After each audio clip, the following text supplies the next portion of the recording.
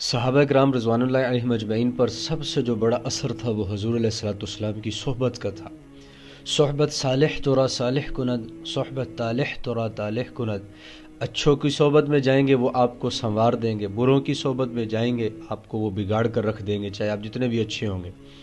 خوشبو کی دکان میں جائیں گے آپ تو وہاں پر آپ نہ بھی خوشبو لگائیں، باہر نکلیں گے آپ سے خوشبو آئے گی۔ بھٹی والے کے پاس جائیں گے، آپ کچھ بھی کام نہ کریں، ویسے ہی بیٹھ کے یا کھڑے ہو کے تھوڑی دیر واپس آ جائیں، آپ کے کپڑوں سے دھوئیں اور آگ کی بدبو آ رہی ہوگی۔ تو صحبت کی انسان کی زندگی میں بڑا اثر ہوتا ہے۔